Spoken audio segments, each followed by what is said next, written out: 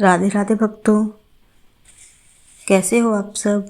आज हम पुरुषोत्तम माह के 15वें अध्याय का श्रवण करेंगे। शुरू करते हैं 15वां अध्याय। वाल्मीकि ऋषि कहने लगे, इस प्रकार विष्णु की स्तुति कर ब्राह्मण सुदैव हरि के आगे बैठ गया। तब भगवान ऐसी स्तुति सुन मेघ के समान गंभीर वाणी बोले, हे वत्स, तुमने बड़ा घोर तप किया है, इसीलिए जो इच्छा हो वर मांगो। सुदेव बोला, हे नाथ, जो आप प्रसन्न हुए हैं तो मुझको एक श्रेष्ठ पुत्र दे दीजिए। इस प्रकार ब्राह्मण के वचन सुनकर श्री भगवान बोले, हे वत्स, पुत्र का सुख विधाता ने तेरे भाग्य में नहीं लिखा। मैंने तेरे भाग पट्ट के सब अक्षर देखे हैं, परंतु उनमें 7 जन्मों में भी तुझे बेटे का सुख नहीं है।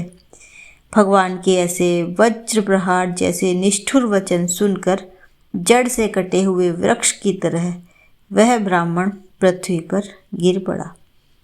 गौतमी अपने पति को इस प्रकार पड़े हुए देखकर अत्यंत दुखी हुई और स्वामी को पुत्र के सुख से रहित देखकर रोने लगी। फिर वह स्त्री धैर्य धारण कर अपने पड़े हुए पति से इस प्रकार बोली, हे नाथ, धीरज धारण कीजिए, उठो। जो विधाता ने ललाट में लिख दिया है वह सुख अथवा दुख अवश्य ही भोगना पड़ेगा।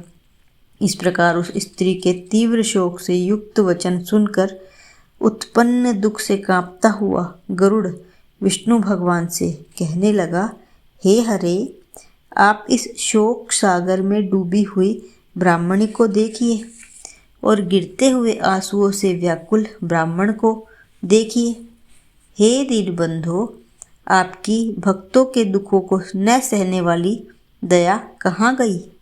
श्री नारायण बोले, इस प्रकार गरुड़ से अमृत समान वचन बोले, हे गरुड़, इस ब्राह्मण को एक मनोगत पुत्र शीघ्र दूंगा। इस प्रकार हरि के अनुकूल वचन सुनकर गरुड़ ने अति प्रसन्न होकर उस ब्राह्मण को अति सुंदर अनुरूप पुत्र दिया। ऐसी है श्री हरि भगवान की कृपा। जिसको किसी ने पुत्र होने का वरदान दिया है, जिसके भाग्य में पुत्र कभी हो ही नहीं सकता था, उनको भगवान ने प्रसन्न होकर वरदान दिया। यहाँ पर 15वां अध्याय समाप्त होता है। भक्तों, कथा कैसी लगती है आप मुझे ज़रूर बताएं। चैनल को सब्सक्राइब करें, लाइक और शेयर करें। राधे राधे।